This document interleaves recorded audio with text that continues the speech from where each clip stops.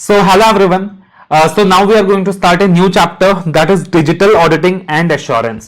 तो अगर इस पार्टिकुलर चैप्टर की बात करें डिजिटल ऑडिटिंग एंड एश्योरेंस तो बिल्कुल इमर्जिंग एरियाज की तरह ही ये भी एक नया चैप्टर है जो पहले एग्जिस्ट नहीं करता था, न्यू सिलेबस में पहली बार इंट्रोड्यूस हुआ है और इसलिए इसका जो वेटेज भी है ना वो एग्जाम में रहेगा ही रहेगा। एग्जाम में एक क्वेश्चन इससे आएगा ही आएगा, दो क्वेश्चन भी आ सकते हैं, तो 4 to 8 मार्क्स का वेटेज जो है आप मान के चल सकते हो। पहले ना पुराने सिलेबस में इससे मिलता जुलता chapter audit of automated environment syllabus में हुआ करता था, but this particular chapter digital auditing and assurance is completely an improvised version of audit of automated environment और कंप्लीटली अब इसका जो कंटेंट है अंदर का पूरा चेंज हो गया है। ठीक है, तो आप मान सकते हो सर पूरा का पूरा ये क्या है, नया चैप्टर है। अब आईसीआई ने ना एक गलती की है। गलती क्या की है सर, चैप्टर इंट्रोड्यूस करना था बोल के for the sake of introducing the chapter हमारे सिलेबस में डाल दिया, बट कहीं ना कहीं आप बोल सकते हो यार कंटेंट पे मेहनत थोड़ा सा आईसीआई की तरफ से कम हुआ है यहां पे। तो काफी चीजें ऐसी हैं कि क्लैरिटी नहीं मिलता, काफी चीजें ऐसी हैं जिसमें एम्बिगिटी एग्जिस्ट करती है क्योंकि आईसीआई ने ज्यादा मेहनत किया नहीं है कंटेंट पे, सिर्फ नया टॉपिक डालना था बोलकर उन्होंने for the sake of it नया टॉपिक डाल दिया। तो कुछ चीजें आईसीआई ने बहुत अच्छी तरीके से डाला है और कुछ चीजें ऐसी हैं कि यार आईसीआई ने बस फॉर द सेक ऑफ डालना डाल दिया, तो अपन उसे इसका कुछ कर नहीं सकते। ठीक है ना, अपने को याद वही करना पड़ेगा जो आईसीआई के मॉड्यूल में लिखा है, अपने को लर्न वही करना पड़ेगा जो आईसीआई के मॉड्यूल में लिखा है। We can not do anything about it, so unfortunately we have to remember what ICI has given in the module. So देखना यहां पे आप ध्यान से सुनिएगा मैं क्या कह रहा हूं, प्लीज रिपीट करिएगा हर कॉन्सेप्ट को मेरे साथ, कोशिश करेंगे कि साथ साथ जितना हो सके उतना याद कर सकें। ठीक है ना, चैप्टर बड़ा है, थोड़ा सा टेक्निकल है, तो इसे अपन छोटे पोर्शंस में डिवाइड करेंगे so that it becomes simple for you, it becomes easy for you. सबसे पहले देखना चैप्टर का नाम क्या है, डिजिटल ऑडिटिंग एंड एश्योरेंस, है ना। चैप्टर का नाम क्या है, डिजिटल ऑडिटिंग एंड एश्योरेंस। अब यहां पे ना दो वर्ड्स यूज किए हैं और दो कॉन्सेप्ट्स के बारे में बताया गया है। सबसे पहले बताया गया है डिजिटल ऑडिट क्या होता है और उसके बाद बताया गया है कि ऑडिटिंग डिजिटली क्या होता है। तो सबसे पहले क्या बताया सर कि डिजिटल ऑडिट क्या होता है और फिर क्या बताया ऑडिटिंग डिजिटली क्या होता है। अब ये दोनों कॉन्सेप्ट सुनने में एकदम सेम लग रहे हैं, सुनने में एकदम आइडेंटिकल लग रहे हैं, बट इसमें एक डिफरेंस एग्जिस्ट करता है। ठीक है,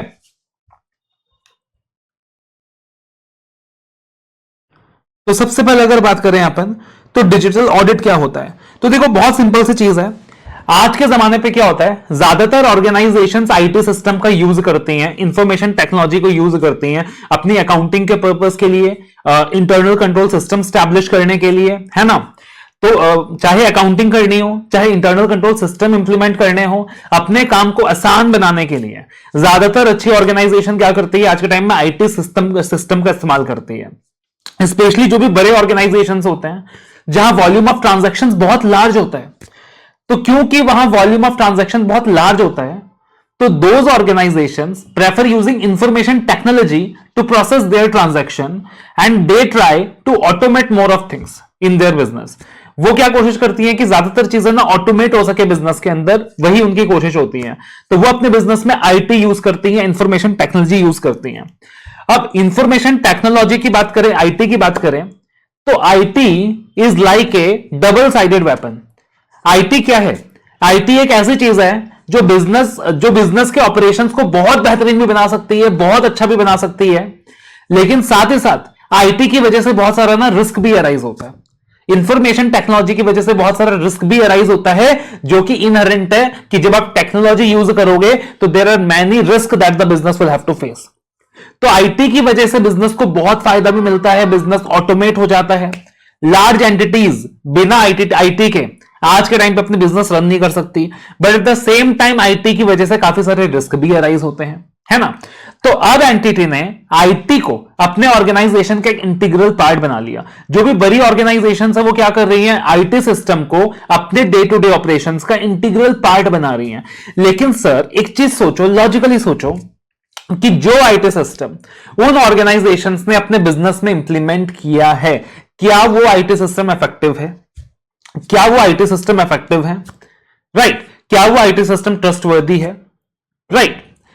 क्या आईटी सिस्टम इंट्रोड्यूस करने की वजह से जो भी अकाउंटिंग है वो अच्छे तरीके से हो रहा है, जो भी प्रोसेसिंग है ट्रांजैक्शन का वो अच्छी तरीके से हो रहा है, जो कंट्रोल्स हैं क्या वो रिलायबल है। तो कुल मिलाकर जो ऑर्गेनाइजेशंस ने जो आईटी सिस्टम लगाया है, क्या वो आईटी सिस्टम वाकई रिलायबल है? Businesses are dependent on IT nowadays. They have implemented IT into their core business. But is that IT system reliable? Is that IT system trustworthy? तो कौन इस चीज के ऊपर एश्योरेंस देगा? We the auditors. हम इस चीज के ऊपर एश्योरेंस देंगे, है ना? और जब एज ऑडिटर हम आईटी सिस्टम के ऊपर एश्योरेंस देंगे ना, उस कॉन्सेप्ट को बोला जाता है डिजिटल ऑडिट। क्या बोला जाता है? Digital audit. तो एज ए ऑडिटर जब अपन आईटी सिस्टम के ऊपर एश्योरेंस देंगे, उसको बोला जाता है डिजिटल ऑडिट। अब एक चीज सोचना, लॉजिकली सोचना सर, अगर मेरे को आईटी सिस्टम के ऊपर एश्योरेंस देना है, तो in that situation as a auditor मुझे भी स्पेशलाइज्ड आईटी टूल्स यूज करने होंगे, ठीक है ना? अगर मुझे आईटी सिस्टम के ऊपर एश्योरेंस देना है, तो एज ए ऑडिटर मुझे भी स्पेशलाइज्ड आईटी टूल्स यूज करने होंगे। आप मान के चलो, लेट अस से आप एक युद्ध लड़ने जा रहे हो, एक लड़ाई लड़ने जा रहे हो, ठीक है? सामने वाला जो पार्टी है ना, सामने वाला जो आपका दुश्मन है, वो लड़ाई में सारे न्यूक्लियर बॉम्ब्स यूज करने वाला है, मिसाइलें यूज करने वाला है, बंदूकें यूज करने वाला है। आप तीर भाला लेकर जाते हो उससे युद्ध करने के लिए, आपकी जो सेना है आप उसे तीर भाला पकड़ा देते हो, तो सोच के देखो क्या होगा? कि आप कभी वो युद्ध लड़ पाओगे? नहीं लड़ पाओगे। आपको भी क्या चाहिएगा? वही हथियार चाहिए कि वही वेपन्स चाहिए। तो सिमिलरली अगर एंटिटी यहां पे आईटी का यूज कर रहा है अपने बिजनेस करने के लिए, तो आपने अगर उस एनवायरनमेंट के ऊपर ऑडिटिंग करनी है, तो आपने भी उसी आईटी का इस्तेमाल करना होगा अपने ऑडिटिंग प्रोसेस में, ठीक है ना? आपने भी अपने ऑडिट प्रोसेस को ऑटोमेट करना होगा, आपने भी स्पेशलाइज्ड आईटी टूल्स यूज करने होंगे, तभी जाकर आप वैसे एनवायरनमेंट के ऊपर एश्योरेंस दे सकते हो। और जब एज अ ऑडिटर आप आईटी टूल्स यूज करते हो, स्पेशलाइज्ड आईटी टूल्स यूज करते हो एश्योरेंस देने के लिए, तो उस कॉन्सेप्ट को बोला जाता है ऑडिटिंग डिजिटली। उस कॉन्सेप्ट को क्या बोला जाता है? Auditing digitally. तो there is a very thin line of difference between digital audits and auditing digitally. समझ आया? तो डिजिटल ऑडिट का मतलब क्या हो गया सर? कि ऑर्गेनाइजेशंस ने इंफॉर्मेशन टेक्नोलॉजी यूज करा अपने बिजनेस में, तो वो जो आईटी सिस्टम है क्या वो अच्छा है? उस चीज के ऊपर जो एश्योरेंस दिया जाता है उसको बोलते हैं डिजिटल ऑडिट्स। लेकिन एश्योरेंस देने के लिए अपन जो डिजिटल टूल्स यूज करते हैं और डिजिटल टूल्स यूज करके अपन एश्योरेंस देते हैं, तो उस टेक्निक का नाम है ऑडिटिंग डिजिटली। उस टेक्निक का क्या नाम है? Auditing digitally. तो there is a very thin line of difference between the two terms. अब मजे की बात क्या पता है सर? सबसे पहले इंस्टीट्यूट ने ना डिजिटल ऑडिट के बारे में बताया, डिजिटल ऑडिट का मतलब बताया, की फीचर्स बताया, एडवांटेजेस बताया, फिर डिजिटल ऑडिटिंग के बारे में बताया, उसके एडवांटेजेस बताए, उसके चैलेंजेस बताया। तो सबसे पहले डिजिटल ऑडिट क्या होता है उसका मतलब बताया, फीचर्स बताया, एडवांटेज बताया, चैलेंजेस बताए। और ऑडिटिंग डिजिटली क्या होता है उसका मतलब बताया, फीचर्स बताया, एडवांटेजेस बताए, चैलेंजेस बताए। और दोनों कॉन्सेप्ट में बहुत ज्यादा सिमिलैरिटी है, और इसलिए दोनों के आंसर्स में भी बहुत ज्यादा सिमिलैरिटी होगा और एक थीन लाइन ऑफ डिफरेंस होगा, और उसको आपको आइडेंटिफाई करना होगा, क्योंकि इंस्टीट्यूट आपको यहां फंसा सकता है। ठीक है, ठीक है। तो डिजिटल ऑडिटिंग का क्या मतलब हो गया? Digital auditing is placing assurance. Digital auditing is placing assurance on the effectiveness of IT systems implemented in an organization. तो डिजिटल ऑडिटिंग क्या हो गया? मतलब एश्योरेंस देना on the effectiveness of IT system जो कि ऑर्गेनाइजेशन में इंप्लीमेंट किया गया है। Technology is becoming an integral part of day to day business operations. It is essential that organizations review their technology related controls to identify gaps and risk for continuous improvement and to ensure regulatory compliances. तो बहुत जरूरी है कि आज की तारीख में organisations क्या करें? रिव्यू करें अपने टेक्नोलॉजी रिलेटेड कंट्रोल्स, ताकि वो जो भी गैप्स हैं, जो भी कमियां हैं, जो भी रिस्क है, उनको आइडेंटिफाई कर सके और रेगुलेटरी कंप्लायंसेस इंश्योर कर सके।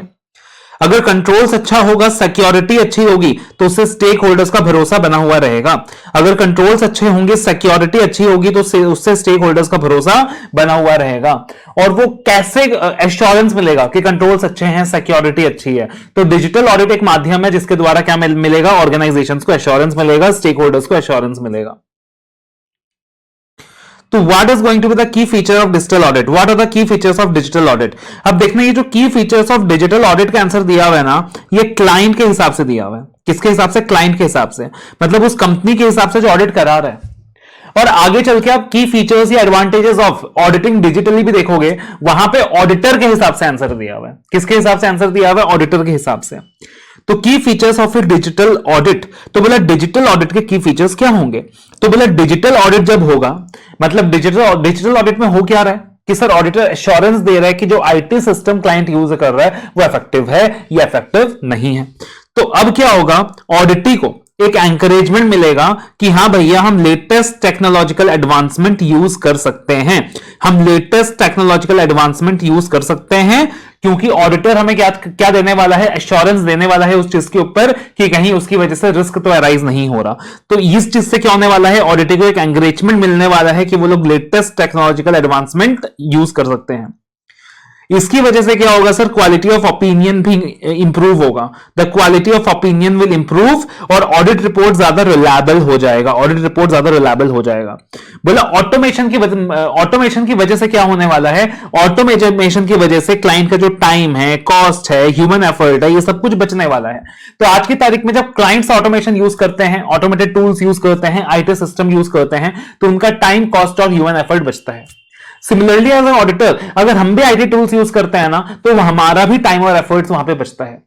ठीक है, फॉर एग्जांपल जस्ट इमेजिन यार, बैंक की बात करो तो बैंक के केस में थाउजेंड्स ऑफ ट्रांजैक्शंस होते हैं यार, कैलकुलेशंस डेली बेसिस तो मैं बहुत ज्यादा बोल रहा हूं, हर सेकंड हजारों कैलकुलेशंस होते हैं, हर सेकंड होता है, हर सेकंड। तुम सोच के देखो यार, एक बैंक है, ठीक है, सोच के देखो एक बैंक है, अब उसका कोई यूजर कहां बैठा है, कोई यूजर नेफ्ट कर रहा है, कोई यूजर आईएमपीएस कर रहा है, कोई यूजर एटीएम से पैसा विड्रॉ कर रहा है, कोई यूजर पैसा डिपॉजिट कर रहा है, ठीक है, और हर चीज इंस्टेंटली अपडेट हो रही है। तुम सोच के देखो, इंटरेस्ट कैलकुलेशंस, कितना सारा इंटरेस्ट कैलकुलेशंस बैंक को करना होता है, सेविंग्स अकाउंट होल्डर का अलग, एफडी वालों का अलग, अकॉर्डिंगली जिस डेट में जिसका ब्याज बनता है उस पर्टिकुलर पॉइंट ऑफ टाइम पे एग्जैक्टली उतना इंटरेस्ट अकाउंट में क्रेडिट भी करना होता है। सो जस्ट इमेजिन ये सारा काम मैन्युअली हो रहा होता तो क्या होता।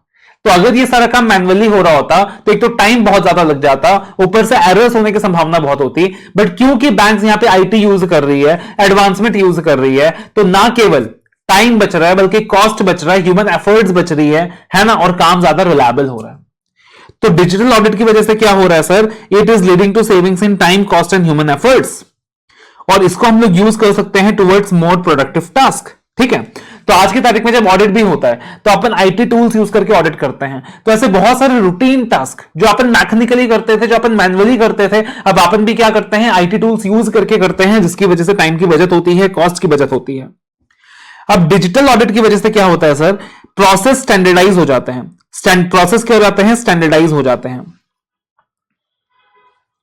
और कंट्रोल्स को इंप्लीमेंट करना थोड़ा सा आसान रहता है ताकि रिस्क को मिटिगेट किया जा सके। तो डिजिटल ऑडिटिंग की वजह से क्या होता है, जो प्रोसेस है वो स्टैंडर्डाइज हो जाता है, और ओवरऑल जो कंट्रोल्स हैं, ओवरऑल कंट्रोल्स अपन इस प्रकार से स्टैब्लिश कर सकते हैं कि रिस्क मिटिगेट हो सके। डिजिटल ऑडिट की वजह से क्या होता है, ऑर्गेनाइजेशन ज्यादा अच्छे से कॉम्प्रिहेंसिवली रिव्यू कर पाती है अपने एंड टू एंड प्रोसेस।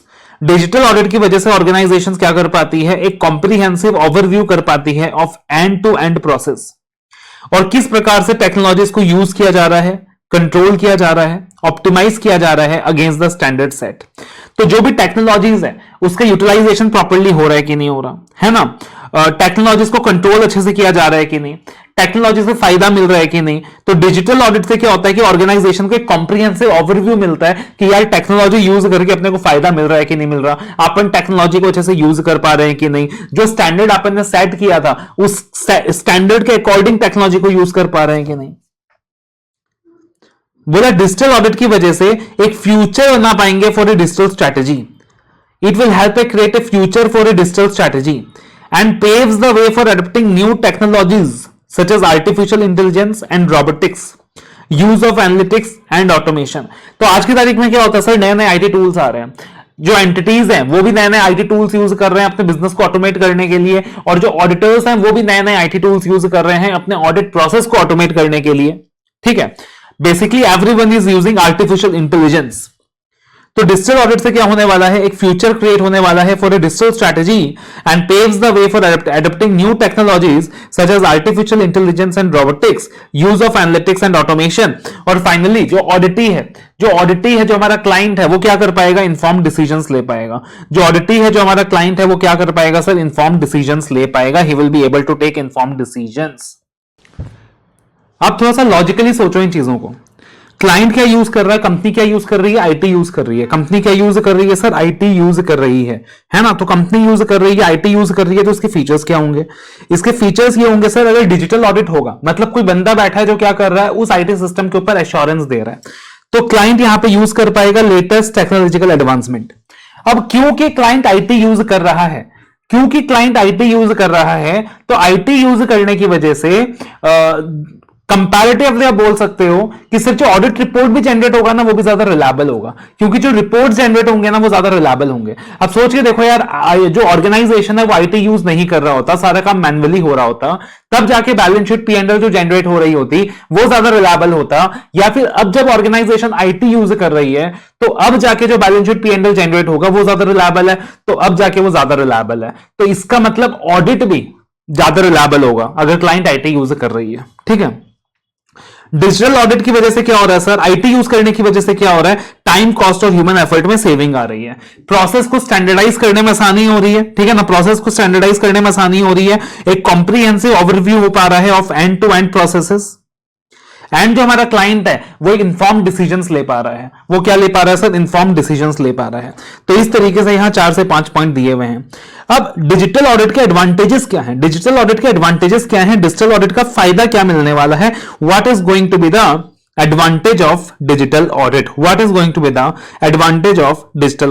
बहुत आसान है। देखो, अगर हम डिजिटल ऑडिट की बात करें तो जब हम डिजिटल ऑडिट करेंगे इसका मतलब हम ऑडिटिंग डिजिटली भी करेंगे। जब हम डिजिटल ऑडिट करेंगे इसका मतलब हम ऑडिटिंग डिजिटली भी करेंगे, यानी कि हम आईटी टूल्स भी यूज करेंगे। आईटी टूल्स यूज करके क्या करने वाले हैं, डिजिटल ऑडिट करने वाले हैं। तो advantages of digital audit and advantages of auditing digitally दोनों आपस में कनेक्टेड है। ठीक है, बट ऐसे ने यहां पे बेवकूफी क्या करी है, दोनों के एडवांटेजेस अलग अलग दिए हैं, बट दोनों टॉपिक्स आपस में कनेक्टेड है।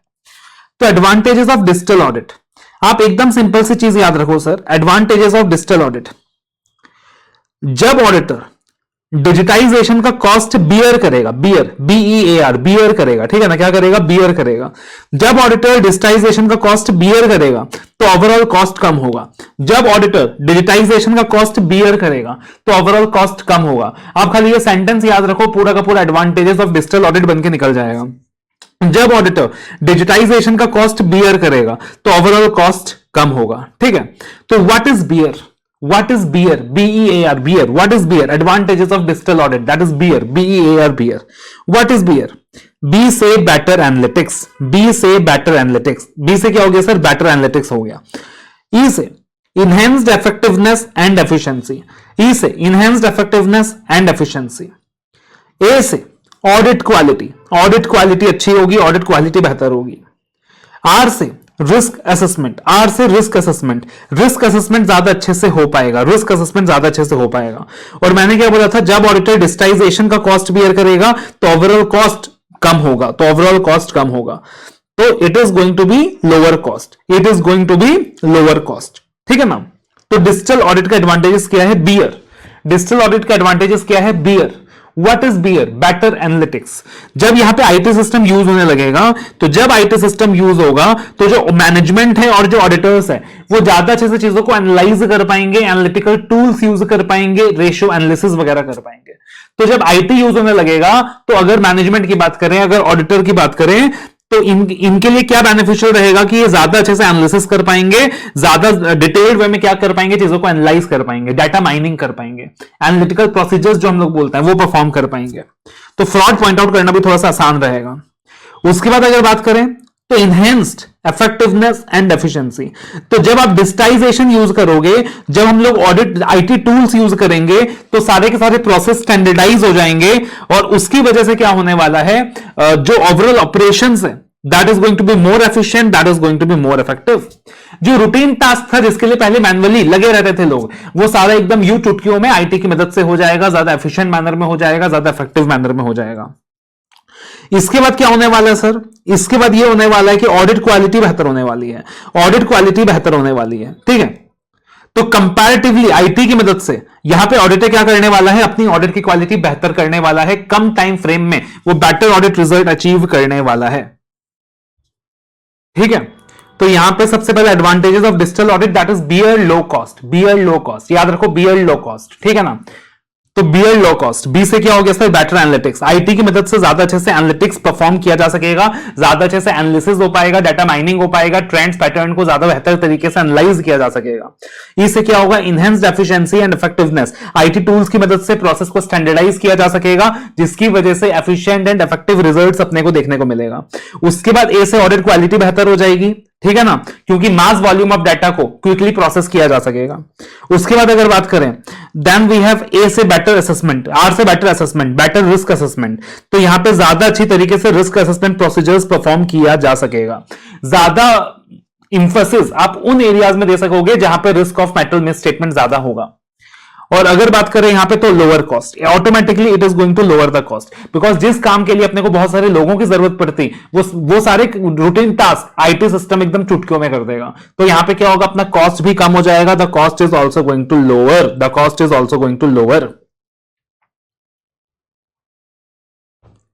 सो फाइनली देखना एडवांटेजेस ऑफ डिजिटल ऑडिट, इसको तुम ऐसे भी याद कर सकते हो कि डिजिटल ऑडिट का फायदा क्या है कि तुमको एक भालू मिलेगा लो कॉस्ट में। क्या मिलेगा सर? भालू मिलेगा लो कॉस्ट में, मतलब bear with low cost, bear low cost, bear low cost, ठीक है ना। तो उस तरीके से भी याद कर सकते हो।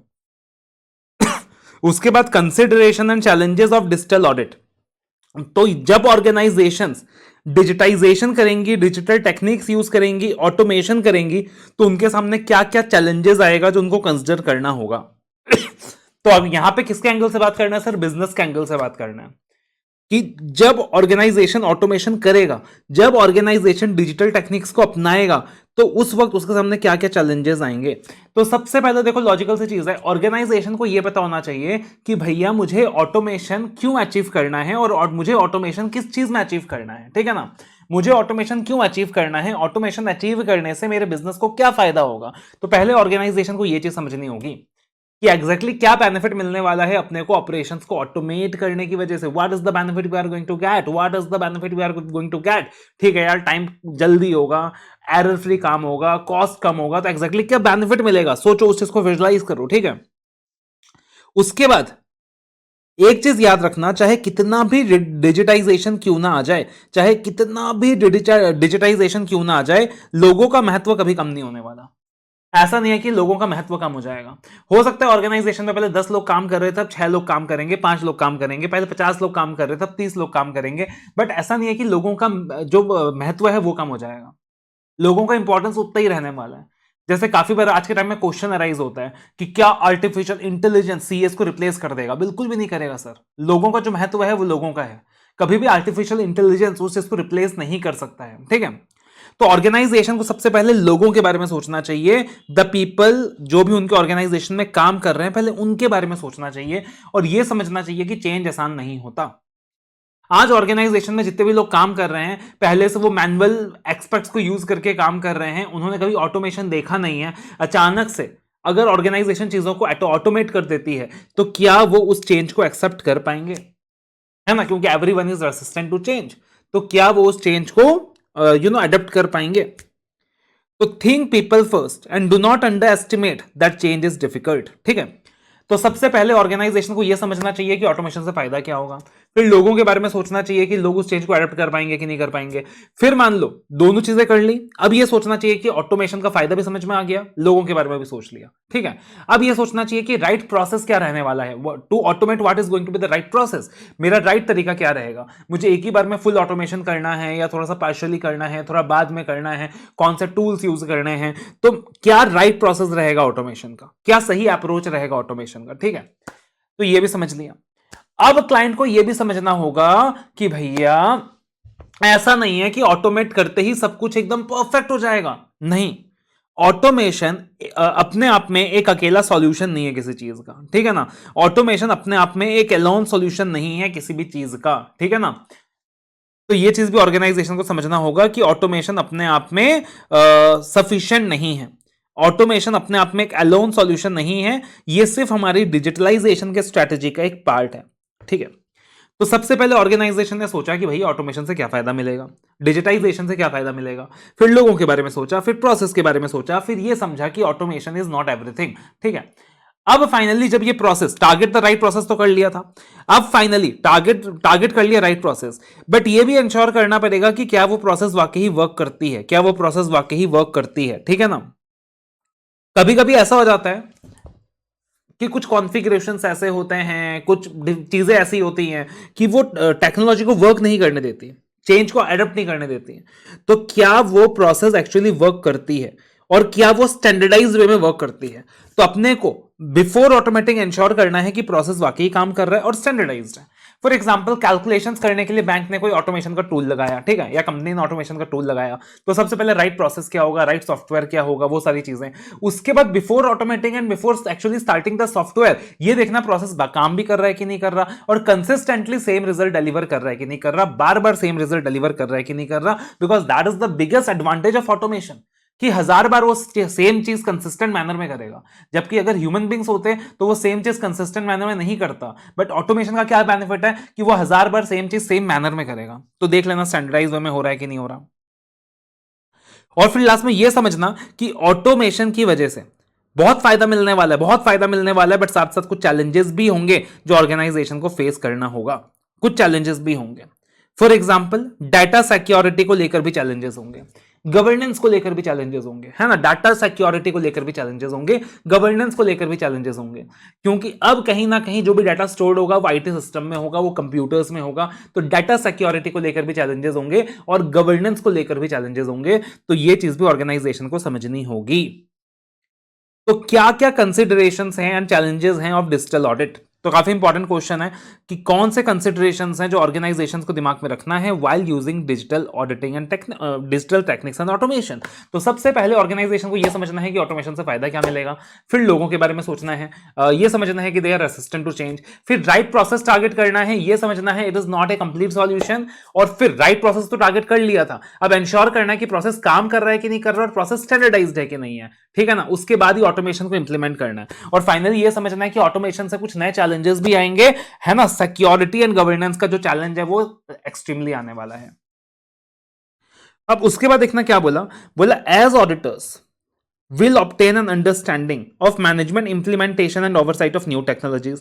अब मैनेजमेंट क्या कर रहा है सर, नई नई टेक्नोलॉजीज लेकर आ रहा है, और ऑडिटर को क्या करना है, उन टेक्नोलॉजीज को अंडरस्टैंड करना है। They will also perform procedures to understand the changes to the company's business including any changes to the IT environment. तो देखो, जब ऐसा 315 के अंदर ऑडिटर अंडरस्टैंडिंग लेगा एंटिटी का, तो वो ये भी देखेगा कि भैया कंपनी के बिजनेस में कुछ चेंजेस आया है क्या, कंपनी के आईटी सिस्टम में कुछ अपडेशन हुआ है क्या, कंपनी ने कुछ नया एप्लीकेशन यूज किया है क्या, कंपनी ने कोई नया जो ईआरपी सॉफ्टवेयर होता है, तो कंपनी ने कुछ सॉफ्टवेयर वगैरह चेंज किया है क्या, कुछ अकाउंटिंग सॉफ्टवेयर चेंज किया है क्या, कोई आईटी एप्लीकेशन चेंज किया है क्या, तो कंपनी ने अपनी टेक्नोलॉजी में कुछ भी चेंज किया है क्या, कंपनी ने अपनी टेक्नोलॉजी में कुछ भी चेंज किया है क्या। तो ऑडिटर को इस चीज की भी अंडरस्टैंडिंग लेनी है 315 के अंदर। तो उसका मेनली एरिया ऑफ फोकस क्या रहेगा अंडरस्टैंडिंग लेते वक्त, कि भैया What are the new activities or changes to existing process due to new technology? कि आपने जो नई टेक्नोलॉजी इंप्लीमेंट की है, आपने जो नई टेक्नोलॉजी इंप्लीमेंट की है, उसकी वजह से किसी भी प्रोसेस में कोई चेंज है क्या, कोई बदलाव है क्या। ठीक है, तो आपने जो भी नई टेक्नोलॉजी इंप्लीमेंट की है उसकी वजह से जो एग्जिस्टिंग प्रोसेस था उसमें कोई भी बदलाव है क्या। फॉर एग्जांपल, पहले स्टाफ का अटेंडेंस कैसे रिकॉर्ड होता था कि रजिस्टर में रिकॉर्ड होता था, लेकिन अब क्या है कि आपने थंब वाला सिस्टम लगा दिया है कि कोई भी एम्प्लॉय क्या करेगा, अपने आईज को स्कैन करेगा या अपने थंब को स्कैन करेगा और उसके द्वारा उसका अटेंडेंस होगा। तो उससे वो जो प्रोसेस था अटेंडेंस लेने का, उसमें भी तो चेंज आया ना, उसमें भी तो बदलाव आया ना। अब तो रजिस्टर में अटेंडेंस मेंटेन नहीं किया जाएगा, अब तो अपने आप ही क्या करेगा जो एआई है अपने आप ही वो रिकॉर्ड करेगा अटेंडेंस को। तो क्या हुआ कि नई टेक्नोलॉजी आने की वजह से प्रोसेस में चेंज आया, प्रोसेस में बदलाव आया, तो ऑडिटर को उस चीज की अंडरस्टैंडिंग लेनी चाहिए, ऑडिटर को उस चीज की अंडरस्टैंडिंग लेनी चाहिए। उसके बाद changes in the way the entity system are developed and maintained. changes in the way the entity system are developed and maintained, and whether these changes introduce new risk and new controls to respond to those risks. तो भैया आपने बदलाव लाई technology में, अच्छी बात है, लेकिन बदलाव के साथ जब आप कोई नई टेक्नोलॉजी लाते हो, जब कुछ नया चेंजेस लाते हो, तो न्यू रिस्क भी आते हैं, नया रिस्क भी आता है, और नए रिस्क को एड्रेस करने के लिए नए कंट्रोल्स भी लगाने होते हैं. लॉजिकली सोचो, टेक्नोलॉजी चेंज करी तो क्या होगा, नया रिस्क आएगा. अब नया रिस्क आएगा तो क्या होगा सर, नया रिस्क के अगेंस्ट उसको एड्रेस करने के लिए नया नया कंट्रोल भी लगाना होगा. फॉर एग्जाम्पल, पहले लैंडलाइन हुआ करता था, फिर उसके बाद मोबाइल फोन आया. अब मोबाइल फोन आया तो नया रिस्क भी आया था, रिस्क ऑफ हैकिंग. ज्यादा रिस्क हो गया ना हैकिंग का, कोई मोबाइल फोन हैक कर लेगा, सारा डाटा वगैरह सब उसमें सेव करके रखते हो, तो उसके लिए तुम कंट्रोल भी लगा रहे हो, फिर आईडी, पासवर्ड, लॉगिन, फिंगरप्रिंट, सारा सेंसर, वो सारा कुछ. तो अपने को क्या समझना पड़ेगा कि नई टेक्नोलॉजी इंप्लीमेंट जब हो रही है तो इन दैट सिचुएशन उसकी वजह से जो न्यू रिस्क आ रहा है और न्यू कंट्रोल आ रहा है उसकी भी अंडरस्टैंडिंग लो. और फिर ये देखो कि जो नई टेक्नोलॉजी अडॉप्ट की गई है वो किस प्रकार से ऑर्गेनाइजेशन को अफेक्ट कर रहा है, कर पा रहा है, और किस प्रकार से ऑर्गेनाइजेशन के इंटरनल कंट्रोल सिस्टम को अफेक्ट कर रहा है, किस तरीके से ऑर्गेनाइजेशन के इंटरनल कंट्रोल सिस्टम को अफेक्ट कर रहा है. फॉर एग्जाम्पल, पहले कंपनी टैली यूज करता था, अब कंपनी कोई कस्टमाइज्ड ईआरपी सॉफ्टवेयर यूज कर रहा है, सैप वगैरह यूज कर रहा है. तो नई टेक्नोलॉजी की वजह से नए एक्टिविटीज या चेंजेस क्या क्या हुए, नया रिस्क क्या आया, उस नए रिस्क को मिटिगेट करने के लिए कंट्रोल क्या लगाया, ठीक है, और नई टेक्नोलॉजी का बदलाव क्या आया, नई टेक्नोलॉजी का इंपैक्ट क्या आया पूरे ऑर्गेनाइजेशन में, नई टेक्नोलॉजी का इंपैक्ट क्या आया पूरे इंटरनल कंट्रोल सिस्टम में. तो ऑडिटर क्या करने वाला है सर, इन चीजों की अंडरस्टैंडिंग लेने वाला है. तो कुल मिलाकर ये 4 टॉपिक्स आते हैं अपने डिजिटल ऑडिट्स के अंदर. ये पहला हिस्सा है चैप्टर का, डिजिटल ऑडिट्स. उसके बाद आता है ऑडिटिंग डिजिटली, ठीक है ना. तो डिजिटल ऑडिट होता क्या है, डिजिटल ऑडिट के की फीचर्स क्या हैं, डिजिटल ऑडिट होता क्या है, डिजिटल ऑडिट के की फीचर्स क्या हैं. उसके बाद अगर बात करें तो डिजिटल ऑडिट के फायदे क्या हैं, एडवांटेजेस क्या हैं, वैल्यू मिलेगा लो कॉस्ट में, bear that is low cost, ठीक है. एंड उसके बाद what are the considerations and challenges of digital audit, what are the consideration and challenges of digital audit. तो ये अपना पहला टॉपिक है इस पार्टिकुलर चैप्टर का. अब देखना जो अगला कॉन्सेप्ट आता है दैट इज ऑडिटिंग डिजिटली, ठीक है ना.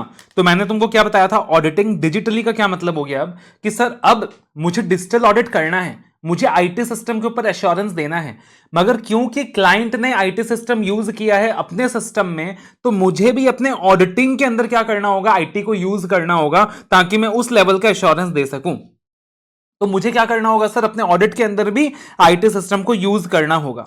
अब ऑडिटिंग के अंदर भी अपन क्या कोशिश करते हैं सर कि आज की तारीख में ऑडिट में भी अपने को आईटी सिस्टम यूज करना है, अपने ऑपरेशंस ऑटोमेट करने हैं.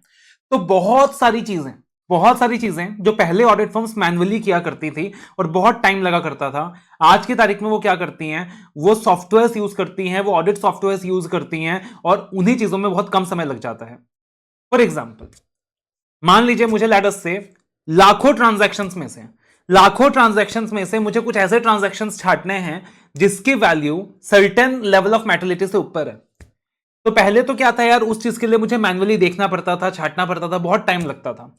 लेकिन आज की तारीख में क्या होगा, मेरा सारा डाटा, जो भी क्लाइंट मुझे डाटा दे रहा है, वो सारा डाटा मैं अपने पास इंपोर्ट करूंगा, मैं उसमें अपना सॉफ्टवेयर चलाऊंगा, मैं अपने सॉफ्टवेयर को इंस्ट्रक्शन दूंगा, और मेरा सॉफ्टवेयर मुझे फिल्टर आउट करके वो सारे डाटा निकाल के दे देगा जिसकी value above a certain maturity limit है, ठीक है ना, जिसकी value above a certain maturity limit है. इनफैक्ट अगर मैं बात करूं तो मान लो मुझे रिलेटेड पार्टी का लिस्ट चाहिए, तो उसके लिए भी मैं अपने सॉफ्टवेयर को इंस्ट्रक्शन देता हूं, और सॉफ्टवेयर क्या करता है, रिलेटेड पार्टी का लिस्ट फिल्टर आउट करके दे देता है बेस्ड ऑन सर्टेन पैरामीटर्स. मुझे सैंपलिंग चूज करना है, तो सैंपलिंग चूज करने के लिए भी पहले मैनुअल बेसिस में सैंपल चूज करते थे, आजकल ऑडिट टूल्स होते हैं, सैंपलिंग बॉट होता है, सैंपलिंग टूल्स होता है, और उसके आधार पे आप क्या करते हो, सैंपलिंग चूज करते हो. आपने मान लीजिए एनालिटिकल प्रोसीजर्स परफॉर्म करना है, आपने रेशियोज एनालाइज करना है, तो तुमको क्या लगता है ऑडिटर्स खुद बैठकर रेशियोज निकालेगा, नहीं, वो सॉफ्टवेयर को इंस्ट्रक्शंस देगा, सॉफ्टवेयर क्या करेगा, रेशियो एनालिसिस करके देगा, कंपैरिजंस करके देगा. तो बहुत सारी चीजें ऐसी होती हैं जहां पे ऑडिटर आईटी टूल्स का इस्तेमाल करता है अपने ऑडिट के प्रोसेस को बेहतर बनाने के लिए, ऑडिट के प्रोसेस को फास्ट बनाने के लिए. अब किस हद तक एक ऑडिटर अपने प्रोसेस को ऑटोमेट करना चाहता है, किस हद तक ऑडिटर आईटी का इस्तेमाल करना चाहता है, वो डिपेंड करेगा कि यार ऑडिट फर्म का साइज कितना बड़ा है, उसके पास क्लाइंटेल कितने ज्यादा है ना. फॉर एग्जाम्पल तुमको क्या लगता है, एक छोटा सीए फर्म है, एक मिड साइज सीए फर्म है और एक बिग फोर है, या टॉप 20 सीए फर्म है, मान लो टॉप 50 सीए फर्म है, तो कंपैरेटिवली जो बिग फोर होगा ना, उन लोगों ने बहुत एडवांस्ड आईटी टूल्स यूज करे होंगे, मतलब बहुत मेजर पेमेंट भी होता है, खर्चा भी होता है, तो एकदम खर्चा करके 50-50 लाख खर्चा करके उन्होंने क्या कर रखा होगा, एकदम अच्छे अच्छे टूल्स ले रखे होंगे। जबकि कंपैरेटिवली एक मीडियम साइज सीएफएम की बात करें तो उन लोगों ने भी टूल्स ले रखे होंगे, बट उतने एडवांस टूल्स भी नहीं ले रखे होंगे। और कोई छोटा सीएफएम आज भी ऐसा होगा जिसने कोई एडवांस आईटी टूल ले ही नहीं रखा है, बिकॉज उसके पास कोई ऐसा क्लाइंट ही नहीं है। लेकिन एक बिग फोर फर्म के पास, रिलायंस मान लीजिए, लेटर से टाटा का ऑडिट है, इन्फोसिस का ऑडिट है, तो ऐसी कंपनीज का ऑडिट है जहां लाखों ट्रांजेक्शन है और मैनुअली ऑडिट हो नहीं सकता, तो उन लोगों ने भी एडवांस्ड आईटी टूल्स ले रखे हैं, वो जो कि क्या करेगा, उनको उनके ऑडिट प्रोसेस में असिस्ट करेगा। तो इसी को बोलते हैं ऑडिटिंग डिजिटली, इसी को बोलते हैं सर ऑडिटिंग डिजिटली। तो ऑडिटिंग डिजिटली क्या होता है? It is using advancements in technology for conducting an efficient and effective audit. With a rapidly growing IT environment, it is essential to adapt technology in auditing practices. तो क्योंकि IT environment आज के time में इतना grow कर रहा है, क्योंकि क्लाइंट्स अपने बिजनेस को ऑटोमेट करने के लिए IT का इस्तेमाल कर रही हैं, तो अपने को भी क्या करना होगा सर, ऑडिटिंग को इफेक्टिव बनाने के लिए IT का इस्तेमाल करना होगा। It is time to digitize the way an audit is delivered through automation and innovation. आज की तारीख में तो यार ऑटोमेशन इस लेवल पे भर चुका है, इनोवेशन इस लेवल पे भर चुका है कि तुमको बैठा है, पता है काफी बार ऐसा होता है कि तुम घर बैठ के भी क्लाइंट का पूरा ऑडिट कर सकते हो। आगे तुम कॉन्सेप्ट देखने वाले हो, रिमोट बेस्ड ऑडिट, कि घर बैठे भी तुम क्लाइंट का पूरा ऑडिट कर सकते हो, ठीक है। और बहुत सारी चीजें, कैलकुलेशंस वगैरह, जो तुम कैलकुलेशंस वगैरह चेक करते हो, पहले मैन्युअली करते थे, अब सॉफ्टवेयर करके देता है सब कुछ, तुमको कुछ नहीं करना पड़ेगा। सैम्पलिंग सॉफ्टवेयर निकाल के देगा, तुमको कुछ नहीं करना पड़ेगा। तो क्या होगा प्रैक्टिकली, ऑटोमेशन एंड इनोवेशन। तुम भी क्या कर रहे हो, डिजिटाइजेशन को यूज कर रहे हो for better automation and innovation. नई नई टेक्नोलॉजीज आ गई हैं और उन टेक्नोलॉजीज की मदद से तुम डाटा कैप्चर करोगे, तुम प्रोसेस को ऑटोमेट करोगे, इंफॉर्मेशन को एनालाइज करोगे। मतलब पहले क्या था, डाटा को कैप्चर खुद मैन्युअली बैठ के करते थे, अच्छा इससे इस वैल्यू से ज्यादा का ट्रांजैक्शन आया तो फिल्टर आउट करना है, ठीक है, उसके बाद उस इंफॉर्मेशन को एनालाइज करना है, वो सारा काम तुम करते थे। अब सॉफ्टवेयर करके देता, तुमको पता है सॉफ्टवेयर करके देता है, सॉफ्टवेयर करके देगा, सॉफ्टवेयर अपने आप क्या करेगा, डाटा को कैप्चर कर लेगा। तुम जो इंस्ट्रक्शन दोगे ना सॉफ्टवेयर को, उस हिसाब से सॉफ्टवेयर डाटा को कैप्चर कर लेगा। फॉर एग्जाम्पल, तुमने सॉफ्टवेयर को इंस्ट्रक्शन दिया कि भाई नॉन वर्किंग हॉलीडेज में, जो नॉन वर्किंग डेज हैं उसमें कितने जर्नल एंट्रीज पास हुए हैं, तो सॉफ्टवेयर तुम्हें निकाल के देगा कि नॉन वर्किंग हॉलीडेज में कितने जर्नल एंट्रीज पास हुए हैं, क्योंकि वो एक स्ट्रेट फॉरवर्ड फ्रॉड का इंडिकेशन है। तुमको एक इंस्ट्रक्शन देना है सॉफ्टवेयर को कि कितना ट्रांजैक्शन रिलेटेड पार्टी के साथ हुआ है, तुमको सॉफ्टवेयर निकाल के देगा। फिर एनालिसिस भी सॉफ्टवेयर करके देगा, ठीक है, कि कोई अप्रूवल आया था क्या, राइट, उस पार्टिकुलर ट्रांजैक्शन के अगेंस्ट, उस पार्टिकुलर परचेज ऑर्डर के अगेंस्ट जीआरएन रिसीव हुआ था क्या, उसका भी एंट्री है क्या, ये सारा काम भी सॉफ्टवेयर करके देगा। मतलब पहले तुम जिन चिंदी चोरी चीजों में टाइम लगाते थे ना, पहले तो तुम इन चीजों में टाइम लगाते थे, capturing the data, analysing the information, तुम इन चीजों में टाइम लगाते थे, लेकिन अब ये सारा कुछ सॉफ्टवेयर करके देगा। वो डाटा कैप्चर करके देगा, वो एनालाइज करके देगा, वो पूरा का पूरा रिपोर्ट तुम्हारे सामने रख देगा। ये लीजिए mister auditor, this are the high value data, this are the unusual transactions, this is the comparison with the previous year, this is the difference. तो मतलब वो सारा कुछ तुमको सॉफ्टवेयर करके दे देगा और तुम्हारा काम रहेगा खाली रियल रिस्क पे फोकस करना। So the opportunity is in understanding how the technology can help and then applying it to the auditing challenges.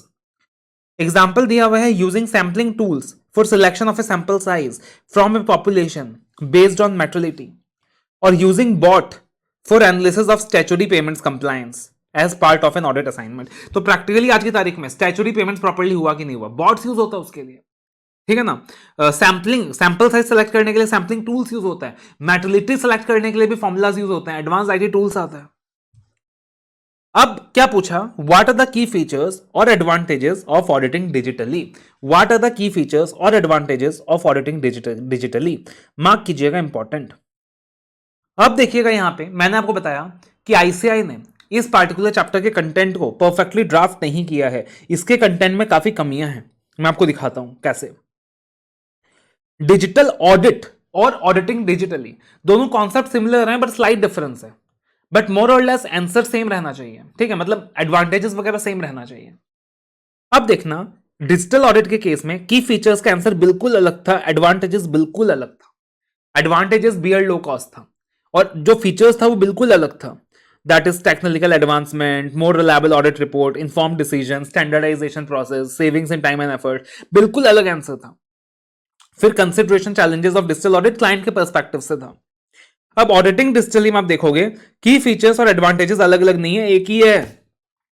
बोला की फीचर्स पूछे ऑडिटिंग डिजिटली का या एडवांटेजेस पूछे ऑडिटिंग डिजिटली का, सेम आंसर लिख के आओगे।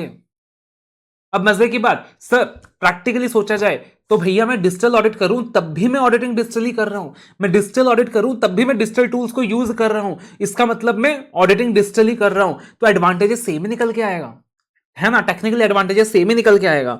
बट इंस्टीट्यूट ने क्या किया, 3 एडवांटेज तो सेम दे दिए और 2-3 एडवांटेज चेंज कर दिया मजा लेने के लिए। 3 एडवांटेज सेम दे दिया और 2-3 एडवांटेज चेंज कर दिया, ठीक है। और फीचर्स का भी आंसर सेम रख दिया। मतलब अब मजे की बात क्या है sir,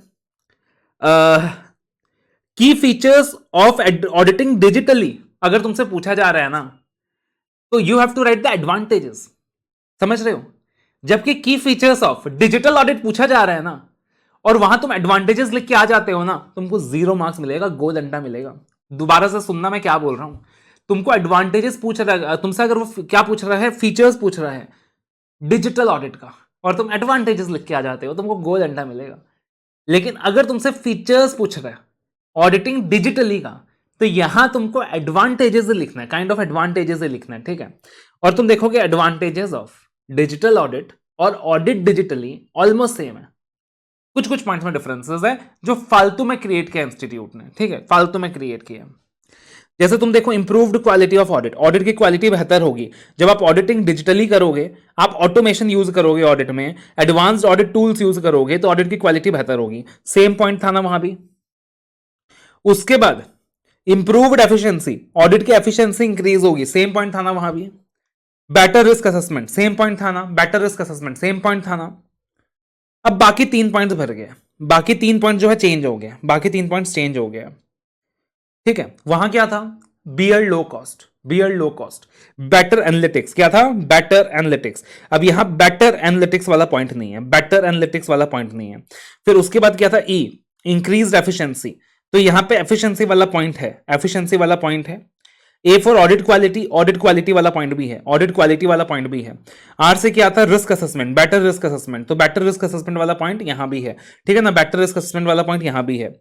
low cost, low cost, तो यहां पे पार्टिकुलरली वो जो लो कॉस्ट वाला पॉइंट है, लो कॉस्ट वाला पॉइंट यहां पे नहीं है, ठीक है ना, लो कॉस्ट वाला पॉइंट यहां पे नहीं है। तो अब तुम देखना की फीचर्स और एडवांटेजेस ऑफ ऑडिटिंग डिजिटली, 2 तरीका है याद करने का। सबसे पहले तुम डिजिटल ऑडिट के बारे में सोचो, बियर लो कॉस्ट, तो जो बियर था, बी जो है वो हट गया, बेटर एनालिटिक्स, ई सेम रहेगा, ए सेम रहेगा, आर सेम रहेगा, यानी बियर का ई ए आर सेम रहेगा, बियर का ई ए आर सेम रहेगा, खाली बी हट जाएगा, ठीक है ना। लो कॉस्ट हट जाएगा, लो कॉस्ट हट जाएगा। उसके बदले कौन से पॉइंट्स नए आएंगे, एक decrease human dependency, decrease human dependency. Logical सा चीज है कि जब तुम टेक्नोलॉजी यूज करोगे तो ह्यूमन के ऊपर तुम्हारी डिपेंडेंसी थोड़ी सी कम हो जाएगी, मैनुअल एरर्स की संभावना थोड़ी सी कम हो जाएगी और मैनुअल इंटरवेंशन कम हो जाएगा।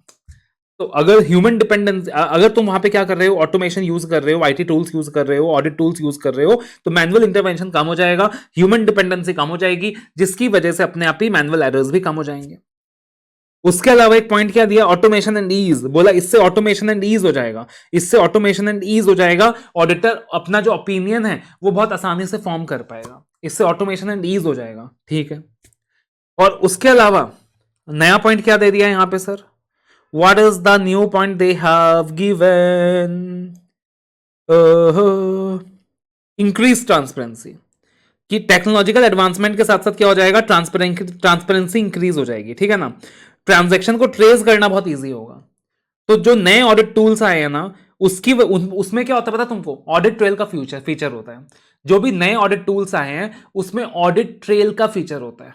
तो किसी ट्रांजैक्शन को डिटेल में रिकॉर्ड करने का फीचर होता है, किसी ट्रांजैक्शन के पूरे फ्लो को कैप्चर करने का फीचर होता है, कि वो ट्रांजैक्शन जब इनिशिएट हुआ, फिर वो ट्रांजैक्शन कैसे प्रोसेस हुआ, फिर किस प्रकार से उसका आउटपुट जनरेट हुआ, उस पूरे फ्लो ऑफ ट्रांजैक्शन को रिकॉर्ड करने का फीचर रहता है। इसका मतलब क्या होगा, ट्रांसपेरेंसी बढ़ जाएगी, इंक्रीज्ड ट्रांसपेरेंसी, इंक्रीज्ड ट्रांसपेरेंसी। तो इसको कैसे याद कर सकते हो,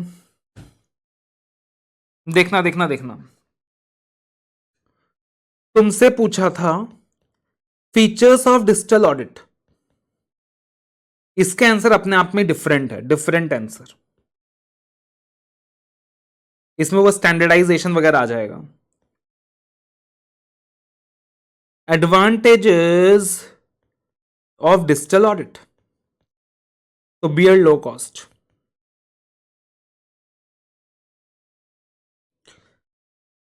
अब एडवांटेजेस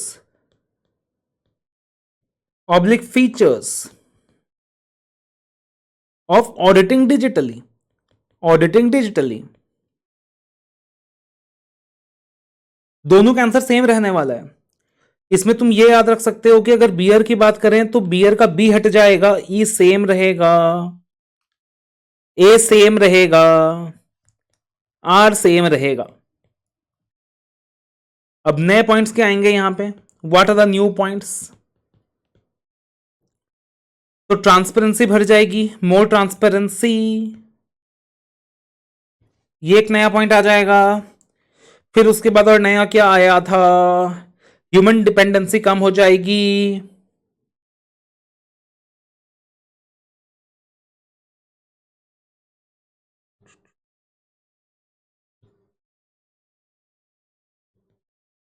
ह्यूमन डिपेंडेंसी रिड्यूस हो जाएगा, और ऑटोमेशन ज्यादा अच्छे से हो जाएगा। यानी बी हटा और बी की जगह हैट आ गया, बी हटा और बी की जगह क्या आ गया, हैट आ गया, बी हटा और बी की जगह क्या आ गया, हैट आ गया। तो एडवांटेजेस ऑफ डिजिटल ऑडिट, तो वहां क्या था, bear low cost, bear low cost. अब उसमें से जब तुम नए क्वेश्चन में आ रहे हो, एडवांटेजेस या फीचर्स ऑफ ऑडिटिंग डिजिटली, तो बियर का बी हटा दो और लो कॉस्ट हटा दो, बियर का बी हटा दो और लो कॉस्ट हटा दो, उसकी जगह हेट डाल दो, उसकी जगह क्या हो जाएगा, हेट हटा दो, हेट डाल दो। That is human dependency automation transparency, human dependency automation transparency. पहले मैंने कोई दूसरा तरीका सोचा था, रेड बोलकर फॉर्मूला बनाया था, but I think this is the better way to learn. वरना तुम रेट से भी याद कर सकते हो कि आर से क्या क्या आएगा, ए से क्या क्या आएगा, आई से क्या क्या, डी से क्या क्या। But I think this comparison is a better way to learn. और यहां पे गलती होने के इतने चांसेस है ना यार, इतने चांसेस हैं। वो तुमसे फीचर्स पूछ लेगा, फीचर्स ऑफ ऑडिटिंग डिजिटली, और तुमको वो सारा फीचर्स में वो सारा याद रहेगा। अच्छा, स्टैंडर्डाइजेशन, तुमको वो सारा याद रहेगा वहां पे, ठीक है ना। जबकि अगर फीचर्स ऑफ ऑडिटिंग डिजिटली पूछेगा तो यही लिख के आना है, year head, beard low cost की जगह ईयर हेड, उसी का मॉडिफिकेशन हो गया ईयर हेड, ठीक है। या फिर तुम ऐसा भी याद कर सकते हो कि ऑडिटिंग डिजिटली का फायदा क्या है या एडवांटेज क्या है, कि ऑडिट आईटी को यूज करके रेड मार रहा है क्लाइंट पे।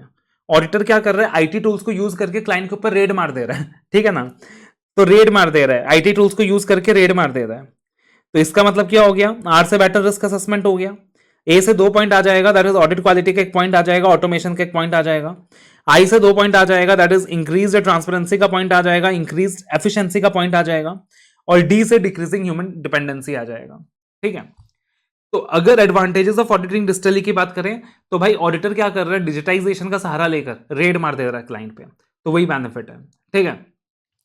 दैट इज आर से क्या हो गया, क्या था आर से, बताओ बताओ भाई, क्या क्या था आर से, risk assessment, yes, better risk assessment. फिर ए से क्या है, ए से 2 पॉइंट है, बताओगे क्या 2 पॉइंट है, एक ऑटोमेशन है और एक ऑडिट क्वालिटी है। आई से क्या है, 2 पॉइंट है, increase transparency and improved efficiency, और डी से क्या है, dependency on humans, decreasing human dependency, ठीक है ना, डिक्रीजिंग ह्यूमन डिपेंडेंसी। तो आराम से ये हेडिंग्स याद कर लोगे, अंदर के एक एक लाइन याद कर लोगे।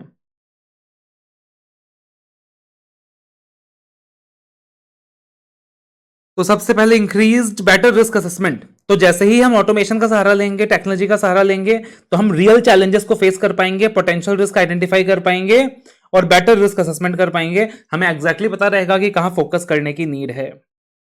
ए से audit quality, impact on quality is evident through automation, data analytics techniques, ठीक है ना। फिर उसके बाद बात करें इंक्रीज ट्रांसपेरेंसी। ट्रांसपेरेंसी इंक्रीज हो गया है क्योंकि जो ऑडिट टूल्स आज की तारीख में यूज हो रहा है उनमें ऑडिट ट्रेल फीचर की फैसिलिटी होती है। उसके बाद बात करें हम तो इंक्रीज्ड इंप्रूव्ड एफिशिएंसी। तो क्या हो जाएगा भाई, पहले जिस काम को घंटे लग जाते थे, हफ्ते लग जाते थे, अब वो कुछ घंटे में हो जाएगा with digital training, with digital tools. उसके बाद अगर बात करें decrease human dependency, manual intervention कम, रिस्क ऑफ मैनुअल एरर्स कम। तो बहुत प्यार से हो गया। और उसके बाद क्वेश्चन आता है कंसिडरेशंस इन ऑडिटिंग डिजिटली। अब जब मैं ऑडिटिंग डिजिटली करूंगा तो क्या क्या चैलेंजेस फेस करूंगा। अब लॉजिकली सोचो, एज ए ऑडिटर मुझे क्या करना है, मुझे आईटी टूल्स यूज करने हैं ऑडिट करने के लिए। मतलब एज ए ऑडिटर मुझे आईटी टूल परचेज करना है, एज ए ऑडिटर मुझे आईटी टूल्स परचेज करना है। अब तुमको क्या लगता है, आईटी टूल मार्केट में एक अवेलेबल है या हजारों अवेलेबल है? आईटी टूल मार्केट में हजारों अवेलेबल है और अलग अलग आईटी टूल का अलग अलग ऑब्जेक्टिव है, अलग अलग आईटी टूल का अलग अलग ऑब्जेक्टिव है। अलग अलग आईटी टूल्स अलग अलग प्रॉब्लम को सॉल्व करने के लिए बना है, ठीक है ना। अलग अलग आईटी टूल्स अलग अलग प्रॉब्लम को सॉल्व करने के लिए बना है और अलग अलग आईटी टूल्स अलग अलग रेंज में आता है ना, ranging from some thousands to lakhs. तो अलग अलग आईटी टूल्स पूरा अलग अलग रेंज में आता है। तो अलग अलग आईटी टूल का अलग अलग ऑब्जेक्टिव है, अलग अलग प्रॉब्लम को कंसिडर करके वो बना है, ठीक है ना। कोई एक पार्टिकुलर प्रॉब्लम होगा जिसमें अपने को एक आईटी टूल यूज होगा, आईटी टूल ए, और दूसरा एक प्रॉब्लम होगा जिसमें आईटी टूल बी यूज होगा। अपने को सैम्पलिंग में हेल्प चाहिए तो अलग आईटी टूल यूज होगा, अपने को डाटा फिल्ट्रेशन करना है कुछ अलग तो अपना अलग आईटी टूल यूज होगा, अपने को कैलकुलेशंस की प्रोसेसिंग चेक करनी है तो अलग आईटी टूल यूज होगा। तो अलग अलग प्रॉब्लम को सॉल्व करने के लिए अलग अलग आईटी टूल यूज होगा, ठीक है। तो अब मेरे सामने क्या क्या चैलेंजेस आएंगे जब मैं ऑडिटिंग डिजिटली करूंगा कि भैया मुझे क्या प्रॉब्लम सॉल्व करना है, मेरे सामने प्रॉब्लम क्या है। अब जो प्रॉब्लम मेरे को सॉल्व करना है तो इन दैट मेरे को क्या टेक्नोलॉजी हेल्प कर सकती है, मेरे को क्या टेक्नोलॉजी हेल्प कर सकती है, विच technology can help me, which technology can help me, ठीक है। अब सर मैं नई टेक्नोलॉजी ले आया, मान लो मैं नई टेक्नोलॉजी ले आया, प्रॉब्लम यह है कि मेरा जितना भी स्टाफ है, मेरे फर्म के जितने भी लोग हैं, उन सबको तो टेक्नोलॉजी की आदत नहीं है। तो भाई अपने स्टाफ को मैं कैसे ट्रेनिंग दूंगा ताकि वो इक्विप्ड हो जाएं नई टेक्नोलॉजी से काम करने के लिए। तुमको सुनने में आसान लगता होगा आईटी टूल्स ले आएंगे, बट सर जब तुम एक घर में नया फोन भी देते हो ना किसी को, तो नया फोन यूज करने में इतना हेजिटेशन होता है इतना हफ्ते तक। तो तुम सोच के देखो यार, एक मैनुअल अप्रोच से ऑडिट हो रहा है, अचानक से आईटी टूल्स आ गया है, तो फर्म का हर स्टाफ हेजिटेट करेगा। तो कैसे हम अपने लोगों को अपग्रेड करें, कैसे उनकी स्किल इनहांस करें ताकि वो टेक्नोलॉजी को यूज कर सकें। And finally out of the range of automated solutions available, मैंने क्या बोला, 50,000 से लेके मतलब लाखों तक है, करोड़ों तक है, अलग अलग ऑडिट टूल्स आता है अलग अलग रेंज का। तो भैया मेरा रेंज ऑफ ऑटोमेटेड सॉल्यूशन क्या है, मुझे कितना पैसा आईटी टूल में खर्चा करना है ना। मेरे पास बहुत बड़ा बड़ा बड़ा क्लाइंट है, करोड़ों का फीस आता सारे क्लाइंट से, तो मैं महंगा से महंगा ऑडिट टूल लूंगा, मेरा खर्चा तो एक ही बार में निकल जाएगा अलग अलग क्लाइंट से, क्योंकि एक ऑडिट टूल तो सारे क्लाइंट को वहां काम आएगा। बट मेरे पास मिड रेंज के क्लाइंट्स है, हर किसी से एकदम नॉमिनल फीस मिलता है, तो मैं उतना हाई रेंज ऑफ सॉफ्टवेयर में नहीं जा पाऊंगा, तो मेरे को वो चीज भी देखनी होगी। तो क्या क्या कंसिडरेशंस होंगे in auditing digitally. While all industry sectors are affected by emergence of new technologies, it is important to remember that auditors' needs are unique. अब देखना यहां एक सेंटेंस दिया है, इसको मार्क कीजिए अच्छे से। There are few questions it is important to ask and answer at all stages of tech journey. There are few questions it is important to ask and answer at all stages of tech journey. आपसे question पूछा जा सकता है कि as a auditor आपकी take journey में आपको क्या क्या क्वेश्चंस का जवाब देना है, आपको क्या क्या क्वेश्चंस कंसीडर करने हैं। तो सबसे पहला, what problems are you trying to solve, अपने को क्या प्रॉब्लम सॉल्व करने का है, अपने को क्या प्रॉब्लम सॉल्व करने का है, और जो प्रॉब्लम अपने को सॉल्व करने का है उसके लिए वो कौन सी टेक्नोलॉजी है जो अपने को हेल्प कर सकती है, ठीक है ना। तो नंबर ऑफ टूल्स अवेलेबल हैं, अलग अलग वेंडर्स अवेलेबल हैं, अलग अलग स्टार्टअप्स अवेलेबल हैं। तो अपने को यह देखना है कि कौन सी टेक्नोलॉजी अपनी मदद कर सकती है और कैसे अपन उसे अपने करंट प्रोसेस में इंटीग्रेट कर सकते हैं, कैसे अपन उसे अपने करंट प्रोसेस में इंटीग्रेट कर सकते हैं। फिर सबसे बड़ा चैलेंज आता है, सबसे बड़ा, how will you upskill your people to make best use of the technology, क्योंकि technology is only as good as the people using it. क्या मजेदार लाइन बोल दिया यार, technology is only as good as the people using it. For example यार, मेरे पास iPhone Max pro है, पर तुमको पता है मेरा फोटो का क्वालिटी बेसिक निकलता है, उतना मजेदार नहीं निकलता। जबकि मेरा भाई है तो उसके पास वन प्लस है, कंपैरेटिवली फोटो का क्वालिटी कम होता है, बट वो मुझसे अच्छे फोटोज निकाल लेता है। द रीजन इज कि यार मेरे पास आईफोन मैक्स प्रो है, तो क्या हुआ, I am not so good with that technology, but मेरा जो भाई है उसको कैमरा वगैरह यूज करना बहुत अच्छे से आता है, वो कोई सस्ते मोबाइल से भी मुझसे अच्छा फोटो खींच लेगा। और अगर उसके पास आईफोन मैक्स प्रो आ जाए तो भैया वो तो मतलब फाड़ देगा। तो technology is only as good as the people using it. तो ट्रेनिंग देना बहुत जरूरी है अपने टीम मेंबर्स को, ताकि उनको समझ में आ जाए वो टेक्नोलॉजी क्यों यूज कर रहे हैं, टेक्नोलॉजी से उनको क्या फायदा मिल रहा है, और टेक्नोलॉजी को उनको कैसे यूज करना है। reluctant to change is obvious, they will be reluctant to changes, नहीं भाई अपने को ये चीज नहीं चाहिए, बट उनको समझाना होगा उसका बेनिफिट और कंटिन्यूअस ट्रेनिंग देनी होगी। And finally range of automated solutions from low to high sophistication. ठीक है ना, तो अपने को सिलेक्ट करना होगा कि कौन सा रेंज अपने लिए सुटेबल है, कौन सा रेंज अपने लिए सुटेबल है। Some of the techniques are using robotics and automation for data gathering activities, use of data analytics for planning and budgeting and reporting by dashboards. तो जो बिग फोर वगैरह होती है ना, वो इस प्रकार की टेक्निक्स यूज करती हैं, प्रोक्योर करती हैं, जिसके अंदर वो डाटा एनालिटिक्स कर पाती हैं, प्लानिंग कर पाती हैं, बस्टिंग कर पाती हैं, रिपोर्टिंग कर पाती हैं।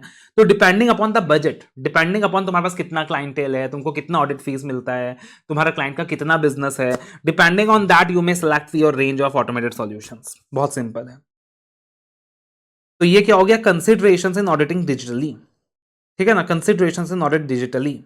आप क्या प्रॉब्लम सॉल्व करने की कोशिश कर रहे हैं, किससे आपकी ऑडिट आसान होगी, आपका आरओआई क्या है, आपको रिटर्न ऑन इन्वेस्टमेंट कितना मिलने वाला है, आपके प्रॉब्लम को सॉल्व करने के लिए कौन सी टेक्नोलॉजी आपकी हेल्प कर सकती है, आप कैसे उसे इंटीग्रेट करोगे बिजनेस प्रोसेस में, आप अपने पीपल को कैसे अपस्किल करोगे, कैसे ट्रेनिंग दोगे, reluctant to changes obvious, but किस प्रकार से कंटिन्यूअस ट्रेनिंग दोगे, and what is the range of automated solution जिससे आप चूज करोगे। तो ये क्या हो गया अपना ऑडिटिंग डिजिटली। कि ऑडिटिंग डिजिटली क्या होता है, की features of auditing digitally same answer, advantages of auditing digitally same answer, that is red मार दिया ऑडिटर ने। And considerations in auditing digitally. अब देखना, कंसिडरेशंस इन डिजिटल ऑडिट क्लाइंट के पर्सपेक्टिव से बोला था, और कंसिडरेशंस इन ऑडिटिंग डिजिटली ऑडिटर के पर्सपेक्टिव से बोला है। और मुझे लगता है कि डिजिटल ऑडिट से ज्यादा चांसेस है कि ऑडिटिंग डिजिटली वाले पार्ट से आपसे क्वेश्चन पूछ लिया जाए। बाकी क्वेश्चन कहीं से भी पूछ सकता है आईसीआई, तो ये मत बोलना सर आपने ऐसा बोला था। ठीक है, तो एक बार अच्छे से गो थ्रू कर लो digital audit versus auditor auditing digitally, उसके बाद अपन साथ में आगे बढ़ते हैं। Now coming to topic number 3, that is understanding of IT environment. कुछ नहीं, ऐसे 315 का एप्लीकेशन है कि जब मैं ऑडिट शुरू करूंगा तो भाई मेरे को क्या करना होगा, क्लाइंट के आईटी एनवायरनमेंट की अंडरस्टैंडिंग लेनी होगी। I will have to understand the automated environment. तो जब मैं ऑटोमेटेड एनवायरनमेंट को समझूंगा तो मैं क्या समझूंगा, मैं सबसे पहले देखूंगा क्लाइंट एप्लीकेशन कौन सा यूज कर रहा है, टैली यूज कर रहा है, ईआरपी यूज कर रहा है, और ऑरेकल यूज कर रहा है, सैप यूज कर रहा है। तो क्लाइंट कौन सा एप्लीकेशन यूज कर रहा है। उसके बाद मैं ये देखूंगा कि आईटी इंफ्रास्ट्रक्चर कैसा है, क्या मैं देखूंगा आईटी इंफ्रास्ट्रक्चर कैसा है, डिजाइन कैसा है, what is the design, what is the infrastructure. फिर मैं अंडरस्टैंडिंग लूंगा कि ऑर्गेनाइजेशन का स्ट्रक्चर कैसा है, how the structure of the organization is.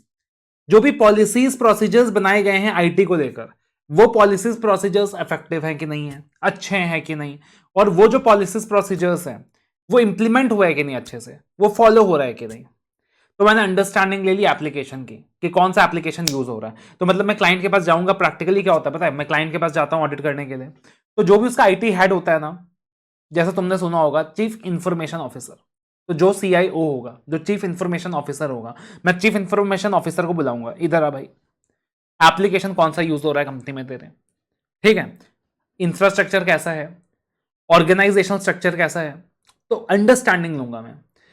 उसके बाद पॉलिसीज प्रोसीजर्स प्रोसेस किस प्रकार का फॉलो हो रहा है ऑर्गेनाइजेशन में, और किस हद तक तुमने आईटी सिस्टम को इंटीग्रेट किया है अपने प्रोसेस में, किस हद तक तुमने आईटी सिस्टम को इंटीग्रेट किया है अपने प्रोसेस में, और कहीं तुमने आईटी का पार्ट किसी सर्विस ऑर्गेनाइजेशन को आउटसोर्स तो नहीं कर दिया।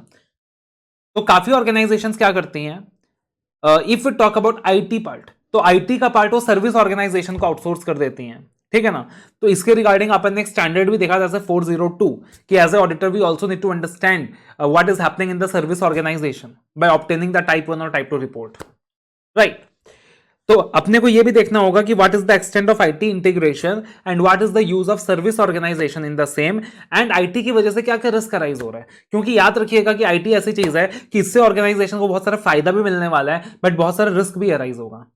ये बात सच है कि आईटी बहुत सारी चीजें जो हफ्ते लग जाते थे वो कुछ ही सेकंड्स में हो जाएगा, बट उसकी वजह से कुछ रिस्क भी अराइज होगा, जैसे कि हैकिंग का रिस्क, डाटा सिक्योरिटी का रिस्क, गवर्नेंस का रिस्क, ठीक है ना। तो अपने को रिस्क को भी नापना होगा। तो ऐसे 315 के हिसाब से जब मैं अंडरस्टैंडिंग लूंगा ऑटोमेटेड इन्वायरमेंट का, तो मैं किन चीजों की अंडरस्टैंडिंग लेने वाला हूं, कौन कौन से एप्लीकेशन कंपनी यूज कर रही है, आईटी इंफ्रास्ट्रक्चर के कंपोनेंट्स कौन कौन से हैं, मतलब वो जो एप्लीकेशन यूज हो रहा है उसका इंफ्रास्ट्रक्चर डिजाइन कैसा है, उसके बाद ऑर्गेनाइजेशन का स्ट्रक्चर कैसा है, गवर्नेंस कैसा है, what is the triple P used, what is the triple P used, मतलब the policies procedures and process followed, किस हद तक आईटी इंटीग्रेटेड है सिस्टम में, और कहीं ऑर्गेनाइजेशन ने आउटसोर्स तो नहीं कर रखा है आईटी का part to a service organization, and IT risk and control क्या क्या है, क्या क्या रिस्क अराइज हुआ आईटी की वजह से, और उस रिस्क को मिटिगेट करने के लिए क्या क्या कंट्रोल लगाया, तो क्या क्या रिस्क अराइज हुआ आईटी की वजह से और उस रिस्क को मिटिगेट करने के लिए क्या क्या कंट्रोल लगाया। तो अब देखना यहां पे एक इंपॉर्टेंट क्वेश्चन आता है, what are the key areas for an auditor to understand IT environment, what are the key areas for an auditor to understand IT environment. बहुत सिंपल है, देखना, what are the key areas for an auditor to understand IT environment. तुम इसको याद करोगे 3 parts में। सबसे पहले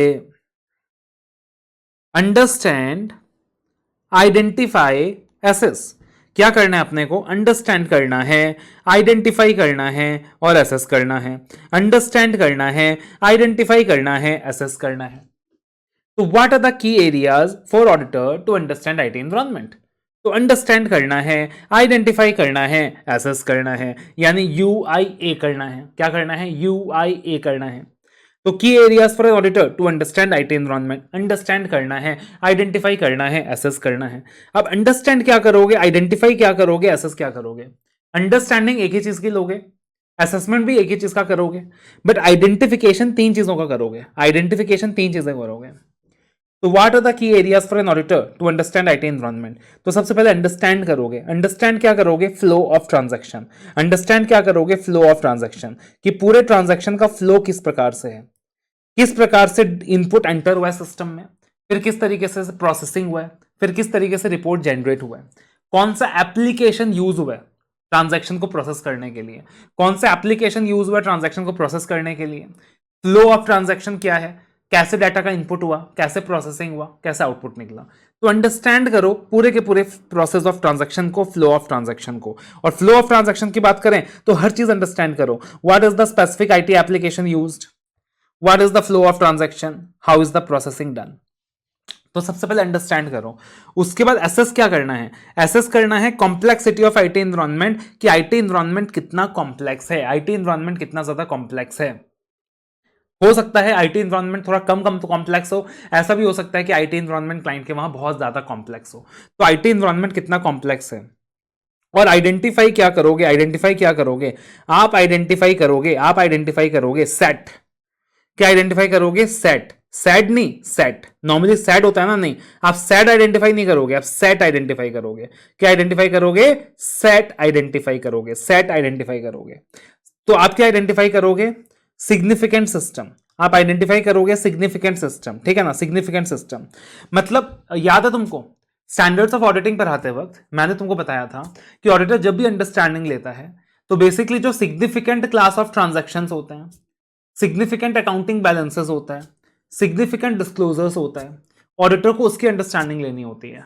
significant accounting balances, class of transactions and disclosures याद करने के लिए बताया था एसीडी।